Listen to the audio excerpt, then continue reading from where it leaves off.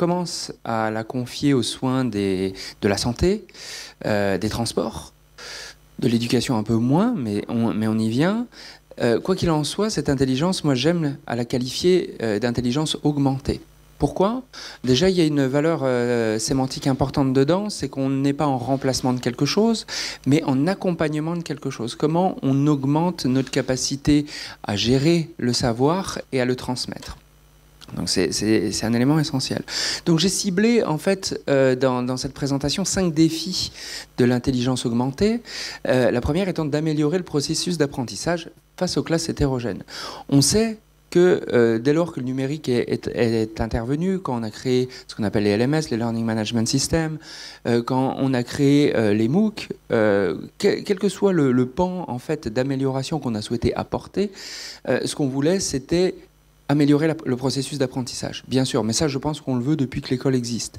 La question de l'hétérogénéité, c'est une question essentielle, c'est-à-dire qu'on se place dans la problématique de la formation initiale ou de la formation continue, même si on est sur des classes qui ont des prérequis, on sait qu'on a des classes hétérogènes. Et je pense que c'était tout le défi d'école également là-dessus. C'est qu'on a des classes hétérogènes, comment on arrive à adapter les processus d'apprentissage.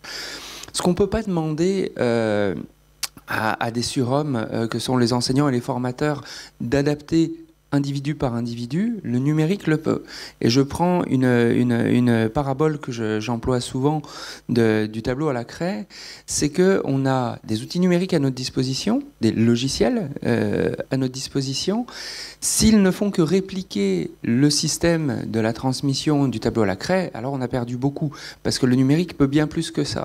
Et ces éléments-là de transmission quasi sociale entre le sachant et l'apprenant, le talent du formateur est suffisant. Par contre, effectivement, si on agit sur l'hétérogénéité, si on agit un par un auprès des apprenants, alors on aura véritablement un impact. Deuxième défi, accompagner les formateurs à l'identification des faiblesses de l'apprenant. Loin de dire que le formateur n'en est pas capable, la question de l'intelligence augmentée, c'est de dire comment, à un instant T, je suis capable de définir 25, 30, 50, 100 faiblesses différentes auprès des apprenants. Je peux les accompagner et je peux renvoyer cette information au formateur. En fait, l'intelligence augmentée, c'est quoi? C'est un outil qui est capable de comprendre, de profiler des apprenants et de pouvoir transmettre cette information, d'accompagner un formateur. Et ça, c'est essentiel. Et nous, on a au cœur de travailler sur les formations innovantes à destination de l'apprentissage. C'est un élément qui est indispensable dans une logique où on a l'école, le travail, la maison, le distanciel. Tout cela crée un triangle environnemental exigeant. Les outils numériques sont là et c'est un défi de l'intelligence augmentée. La flexibilité, c'est un point majeur, c'est-à-dire qu'effectivement, et on en parle beaucoup, je lisais le document de la FOD sur les formations en apprentissage, et tout le monde, et j'en ai entendu parler hier sur le décret d'application qui est sorti, il y a beaucoup de choses qui sont rendues possibles. Pourquoi? En fait, ce qu'on cherche, c'est la flexibilité, effectivement. Comment on est capable de répondre à des défis des distances, à des défis des organisations différentes, même des hétérogénéités de profil des apprenants, des apprentis. La flexibilisation, elle est d'autant plus simple qu'on a à disposition des outils numériques qui n'oublient rien et sont capables d'accompagner chacun des acteurs. Un point essentiel aussi dans l'intelligence augmentée, l'acculturation numérique des collaborateurs et des formateurs. J'ai une grande chance dans ma famille, c'est d'avoir une belle-mère qui est ancienne directrice de Pôle emploi et maintenant directrice de mission locale et qui m'a dit « Ta proposition, elle est bien, tes outils sont bien. » Elle dit « Moi, j'ai 2 problèmes au quotidien. Le niveau de français et le niveau d'acculturation numérique. Donc, en gros, tu vas répondre à des gens, mais tu ne vas pas répondre à tout le monde. Si tu n'as pas cette problématique à cœur dès le départ de tes propositions, c'est pas que tu vas aller à un échec, c'est que tu vas former une élite. Mais en fait, il y a des problèmes à résoudre avant. Et c'est important, en fait, dès lors qu'on fait face à des défis qui utilisent du numérique, que ce numérique-là soit accessible et qu'il y ait une possibilité de formation aux formateurs, mais également aux apprenants. Comment j'appréhende des outils nouveaux. Dernier élément, la réalisation d'économies d'échelle tout en optimisant les démarches qualité de formation. Bon, les économies d'échelle, je crois que c'est très bien expliqué dans le document du FOD qui me tarde de lire dans son intégralité. La question de la démarche qualité, c'en est une autre, c'est-à-dire comment on réalise une formation de qualité, comment on propose des outils numériques qui accompagnent cette formation de qualité, et comment on rationalise en fait d'un point de vue financier cela. On sait que le distanciel a un fort impact sur les logiques d'économie d'échelle. Pour autant, pour ne pas rogner sur la logique qualitative, c'est là où effectivement il y a un grand défi pour l'intelligence augmentée. Alors qui sera l'assistant numérique de demain? Il y en a déjà beaucoup. Il y a beaucoup de propositions. La question, c'est comment on utilise certains modules d'intelligence augmentée, comment on utilise ce qu'on appelle le machine learning, que d'ailleurs très bien évoqué, c'est-à-dire comment la machine apprend de la façon dont les apprenants et les formateurs ont pu interagir avec. Ben c'est sur ça qu'on travaille en fait concrètement. Donc quand je parle de la solution Acaria, c'est la solution que nous développons. Acaria, ça vient du sanskrit, c'est le professeur. Donc on travaille vraiment sur des questions de besoin de formation. Bien sûr, cette idée est née il y a 2 ans. Moi-même, je suis issu de la formation professionnelle. J'ai fait une reconversion en ingénierie informatique. Quand j'ai fait cette reconversion, je me suis dit, il y a des outils numériques qui existent. Comme c'est de l'informatique en plus, on tripote pas mal d'outils. Mais comment on fait en sorte que chaque apprenant, que chaque apprenti puisse avoir des outils qui lui permettent vraiment d'individualiser sa formation, de suivre une formation beaucoup plus plastique, beaucoup plus efficace. Un exemple type. Quand j'ai commencé ma formation, j'avais besoin d'un langage informatique qui s'appelle le Java. J'en avais besoin très tôt parce qu'en fait, mon entreprise me confiait un projet qui était sur ça. Malheureusement, sur les formations telles qu'elles sont dispensées, ben, la formation était disponible que l'année suivante. C'est-à-dire j'avais 2 années de formation, mais c'était en 2e année. Et c'est là que je me suis dit, OK, donc il y a une strate de personnalisation qui peut manquer. On ne peut pas demander à un enseignant de dire, ah, ben, toi, tu as besoin de Java tout de suite, pas de problème, on fait Java, puis je vais faire PHP avec les autres, puis je vais... ça, c'est pas simple. Par contre, effectivement, dans la logique de formation à distance, dans la logique de personnalisation, si j'ai ce besoin en premier, voir si l'entreprise qui accueille l'apprenti en a besoin rapidement, pourquoi pas? Où est le problème? Et c'est sur ces postulats-là qu'Acaria est né. Sur le fait de dire on utilise des outils de personnalisation, et je viendrai sur ces outils-là, je suis apte à rendre plastique la formation et j'accompagne autant le formateur qui a besoin d'accompagnement sur ses formations très individualisées que l'apprenant lui-même sur son parcours. Donc un assistant numérique, c'est quoi? C'est en 5 points. C'est ce qu'on appelle de façon très anglicisante l'adaptive learning, donc adapter le parcours et le contenu à un apprenti. Adapter, ça veut dire quoi? Je le montrerai sur les captures d'écran de la solution qu'on travaille. C'est le cursus de Benoît, c'est pas le cursus de Léa. Ils ont 2 cursus distincts. Pourtant, le contenu, la formation est bien la même, on est bien sur des référentiels, mais la façon dont le parcours va se réaliser est vraiment adapté à chaque apprenant et l'accompagnement dédié à chaque formateur. C'est-à-dire, je sais que Benoît est en train de faire ça, je sais que Léa est en train de faire ça, je vois là où ça marche pour l'un, là où ça marche moins pour l'autre, je suis capable d'interagir. Et quand il y a un regroupement, présentiel où il peut y avoir l'ensemble de ces formations individualisées, j'ai pas perdu le nord parce que j'ai pu suivre, j'ai pu être accompagné là-dessus. 2 points essentiels de l'intelligence augmentée, c'est quoi? C'est la prédiction des résultats, bien sûr, c'est-à-dire dire tu prends le bon chemin. Et là, je te rejoins entièrement quand on dit il faut de la data, il faut beaucoup de données, des données bien séparées. J'ai énormément apprécié la logique de données anonymes, données personnelles. On sait qu'il y a de la donnée personnelle qui est très sensible. Il y a la protection GDPR en plus qui débarque, donc c'est une vraie problématique. Pour autant, la donnée anonyme et la façon dont elle peut augmenter les parcours, les nourrir et nous permettre de dire attention par rapport aux données que l'on collecte, donc le temps passé, le parcours tel qu'il est suivi, les interactions, la détection de stress qu'il peut y avoir dans le contenu, nous permet de voir si le parcours est correct et permet d'aller à un succès, puisque quand on suit un parcours, qu'il soit à distance ou non, le but c'est quoi? C'est à un moment donné d'acquérir des compétences et des sous-compétences associées. Donc pour ça, il faut avoir la certitude que ce parcours, finalement, prenne la bonne direction. Pouvoir identifier les faiblesses et pouvoir donc alerter le formateur, pouvoir accompagner.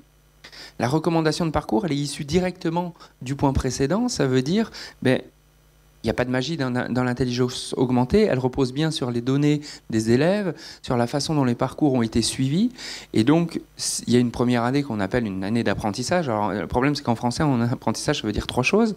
Mais il faut bien que le système apprenne des parcours précédents pour dire, par rapport à ce qui s'est passé dans le passé, voilà les recommandations que je te fais. Attention, je sais que si tu vas par là, ça peut poser souci. Va plutôt par là. Donc, des conseils de tutorat.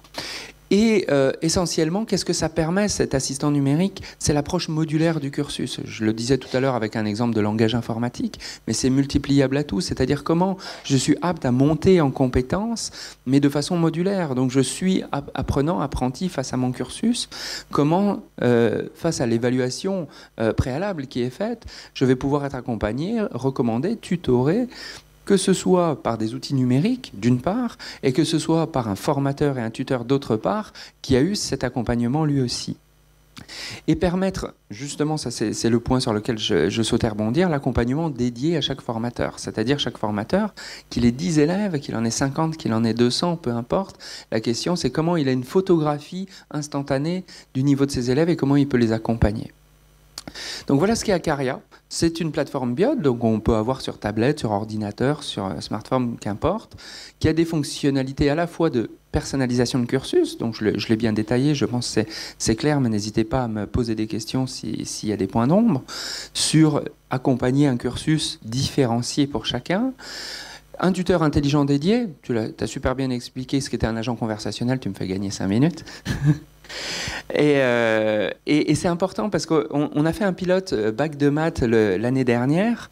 On s'est rendu compte que sur le contenu des questions qui étaient posées, c'est que les élèves en fait demandaient des réponses à des exercices. Dire, faut m'aider, 3x égale x plus b, j'arrive pas à factoriser, comment on fait?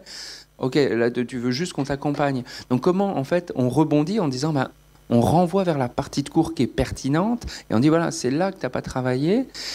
Personnalisation de cursus, c'est une chose, personnalisation d'exercice, c'en est une autre. Et c'est un élément essentiel dans l'optimisation de la motivation de l'apprenant. Je donne un exemple rituel, le saut à la perche. Si moi, en tant que perchiste, je passe 5,98 m, si on m'entraîne en permanence avec du 5,50 m, je vais m'ennuyer, c'est trop facile pour moi. Si on m'entraîne en permanence à 6,20 m, je vais abandonner parce que j'y arrive jamais. Donc, les outils numériques, c'est bien ce qui permettent d'évaluer en dynamique et être capable de proposer du 5,99 m à chaque fois pour dire, pousser l'apprenant, voir comment il réagit. S'il a des difficultés, revenir un peu plus bas. S'il va très très bien, pouvoir monter en proportion. Bien sûr, c'est une solution à destination de tout centre et organisme de formation. Donc, le but, c'est d'accompagner et la digitalisation d'une part, et l'accompagnement personnalisé, notamment sur la formation à distance d'autre part, basé sur 5 grands piliers. C'est vraiment les choses qu'on analyse et qu'on personnalise. C'est les émotions. Donc comment les émotions affectent l'apprentissage et comment on s'en sert. La motivation, je viens d'en parler. L'attention, savoir capter l'attention, savoir laisser des moments d'apprentissage un peu plus passifs. Et les notifications. Je le dis souvent à la blague, si la solution Acaria n'intéresse pas, au moins dans toute solution numérique, recherchez la notification. Qu'est-ce qui fait qu'on va vers un outil numérique? On nous notifie, on nous dit tiens, qu'est-ce que tu fais aujourd'hui? Comment on dimensionne? Et le rôle de l'intelligence augmentée, aujourd'hui, c'est de dimensionner. C'est là où, avec Acaria, on travaille le plus, c'est dire, à notre sens, par rapport à l'évaluation, ce chapitre te demandera plus de temps, cette compétence va te demander plus de temps de présence, une autre un peu moins, de façon à ce que le temps qui aujourd'hui est encore dévolu de façon déterminée, si je passe un BTS, c'est bien sûr 2 années, sur ces 2 années, comment je les déroule différemment selon les compétences des uns et des autres et les faiblesses des uns et des autres, ou les forces. Et puis la consolidation, donc là on est dans les logiques des sciences cognitives, comment je consolide un apprentissage. Ce qui est vrai, si je valide qu'aujourd'hui tu sais ça, est-ce que cette compétence tu l'as toujours dans 2 mois, dans 2 ans, etc. Donc ne jamais considérer comme acquis quelque chose, c'est très complexe pour un formateur. Moi je suis le formateur de ma fille par exemple, je ne sais pas au quotidien si elle a bien retenu sa table de multiplication ou non, je ne vais pas aller le vérifier auprès de 25 élèves non plus. Donc comment ces consolidations, sur un exemple tout con que je donne là, comment on peut le généraliser? C'est effectivement ce que l'intelligence augmentée peut. Vient le moment cette fois où je peux présenter ce qu'est Skillogs.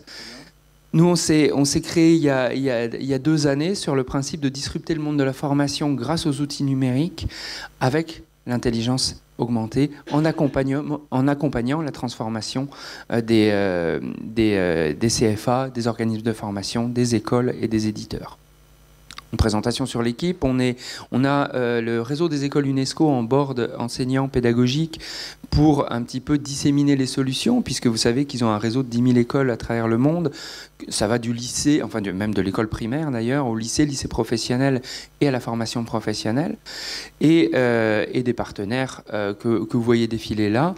On est également membre du Hub France Intelligence Artificielle qui a été monté suite au rapport Francia, si vous avez entendu parler, qui avait été remis au gouvernement précédent, de façon à pouvoir impacter sur le rôle que peut avoir l'intelligence artificielle dans différents secteurs. Donc nous, évidemment, dans le cadre de l'éducation et la formation.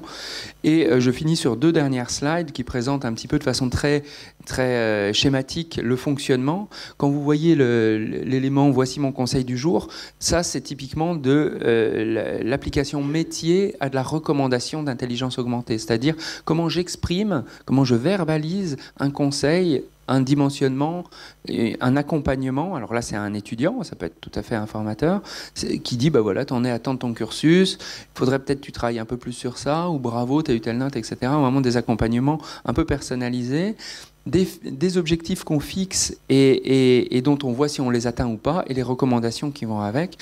Quelqu'un qui passe un BTS, son objectif, c'est quoi? C'est de le réussir. Donc, c'est d'avoir une certaine note qui lui permette de réussir ce BTS et de pouvoir monter en compétence d'un point de vue professionnel. Est-ce que j'atteins ou non cet objectif? Et comment on m'aide individuellement à l'accompagner?